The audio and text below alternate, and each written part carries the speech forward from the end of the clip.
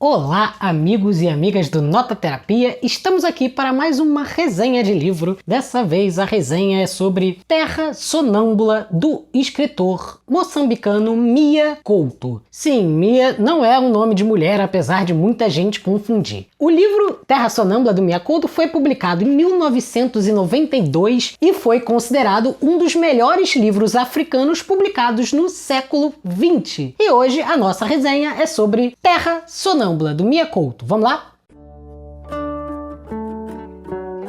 Bom, para quem quer saber um pouco da história de Terra Sonâmbula, o livro conta a história ali do pós-guerra, após a independência de Moçambique ali nos anos 70, em que um velho e uma criança, no caso Tuair e Muidinga, se encontram e o velho passa a cuidar dessa criança durante esse ambiente de guerra muito difícil, em que tudo está destruído, em que as famílias se perdem, em que muitas pessoas morrem e o ambiente em volta é totalmente desolador. Concomitante a essa história, o Muidinga encontra uma série de cartas próximo a um ônibus ali onde eles ficam hospedados e começa a ler essas cartas. No caso, o velho Tuair é um analfabeto e o Muidinga, criança, sabe ler. E aí ele começa a ler essas cartas, tanto para ele quanto para o velho Tuair, e a gente conhece a história que está contada nessas cartas, que é a história do Kinzo. A história do Kinzo é uma história também de uma criança dentro do pós-guerra de independência de Moçambique, e aí a gente vai acompanhando essas duas histórias.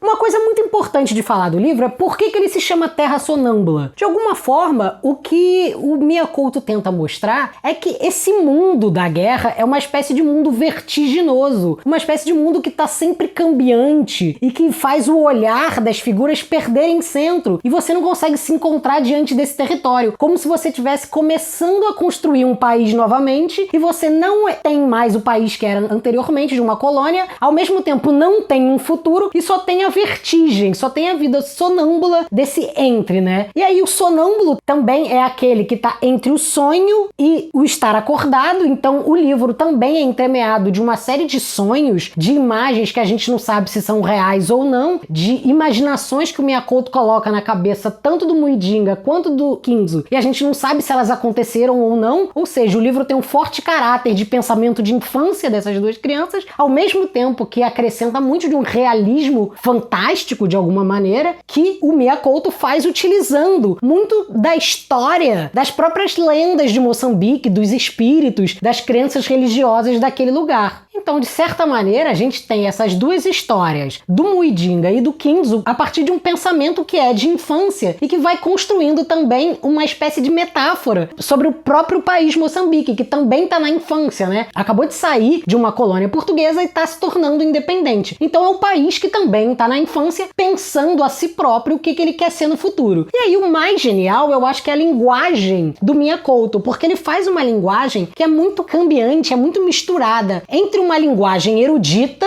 entre uma linguagem que repete a língua de Portugal, do colonizador, e também acrescentando muito da linguagem popular de Moçambique, dessa linguagem dos espíritos ancestrais, dos nativos e das tribos que ali passavam. Além disso, ele também se aproveita para criar muitos neologismos dentro do livro. Então a gente tem uma linguagem que está sempre indeterminada, que você não sabe se é uma linguagem que está inventando ou se está contando algo que a gente não conhecia sobre esse país. E aí eu acho que Terra Sonâmbula a gente poderia pensar como um livro, tal como uma estrada. Assim como nesse livro a Terra é sonâmbula, então você anda por ela e não consegue encontrar os lugares, mas ao mesmo tempo você sabe que quanto mais você anda, mais próximo você está chegando de algum lugar. O romance também é como se fosse uma estrada, e que aos poucos a gente vai conhecendo esses personagens, desvendando um pouco dos seus passados, vendo como eles vão crescendo dentro desse país, até o ponto de que a gente, como num passe de mágica, vai desvendando quem é quem dentro dessa narrativa. A gente, no fim, acaba ficando muito incerto, isso não é um spoiler, a gente acaba ficando muito incerto, mas porque o livro não acontece propriamente na história, mas acontece muito na forma que ela é escrita. Então, Terra Sonâmbula, eu diria, é o melhor livro do Mia Couto, é uma das maiores preciosidades da literatura, e se eu fosse você, leria também. E essa foi mais uma resenha do Nota Terapia. Curta, comente, deixe aí sua opinião, e logo mais, logo menos eu volto com mais uma resenha, um papo, uma conversa aqui com vocês, porque é isso que nós gostamos. Não é mesmo? Até mais!